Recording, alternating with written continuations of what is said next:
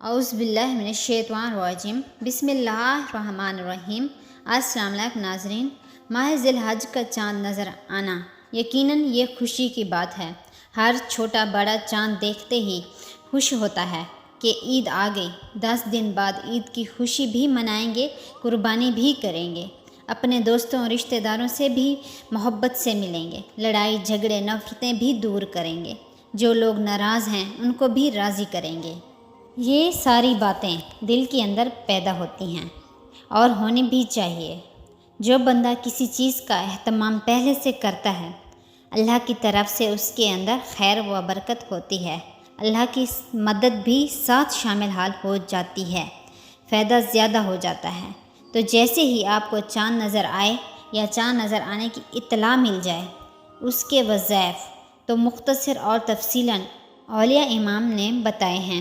ہمارے بھی کئی ویڈیو ہیں اس بارے میں، لیکن بہت ہی آسان اور مختصر وہ یہ ہے کہ جیسے ہی آپ کو اطلاع ملے کہ چاند نظر آ گیا یا آپ نے دیکھ لیا، تو آپ نے فوراً ایک مرتبہ درود ابراہیمی پڑھ کے 21 مرتبہ سورہ فاتحہ پڑھ لیں، تو آخر میں پھر ایک دفعہ درود ابراہیمی پڑھ لینا ہے۔ پھر اللہ سے دعا مانگنی ہے کہ یا اللہ، اس پورے مہینے کو ہمارے لیے، ہمارے گھر والوں کے لیے، بچوں کے لیے، ہمارے کاروبار کے لیے خیر و برکت والا بنا دے۔ آپ کی دعا بھی قبول ہوگی اور گھر کے اندر بیماریاں، پریشانیاں، تکلیفیں ہیں، اللہ ان کو بھی دور کر دے گا۔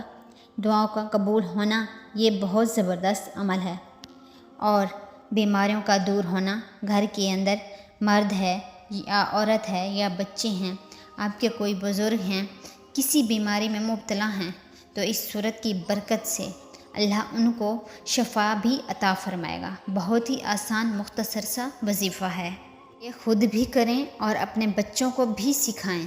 سورہ فاتحہ ہر بچے کو آتی ہے، چھوٹا سا بچہ بھی ہے اس کو بھی کہہ دیں، بیٹا، بچہ ہے یا بچی، سمجھائیں کہ جیسے ہی آپ چاند دیکھیں یا آپ کو اطلاع ملے، جہاں بھی کوئی اعلان ہو یا آپ کو پتہ چل جائے کہ چاند نظر آ گیا، بچوں کو بھی سمجھا دیں۔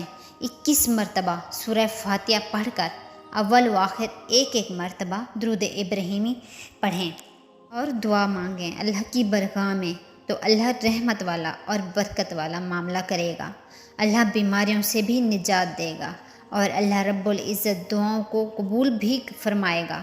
اللہ ہم سب کو اس عمل کی توفیق عطا فرمائے۔ اگر آپ کو ویڈیو اچھی لگی ہے، اسے آپ نے لائک کرنا ہے، شیئر کرنا ہے اور چینل کو سبسکرائب کرنا ہے۔ جزاک اللہ۔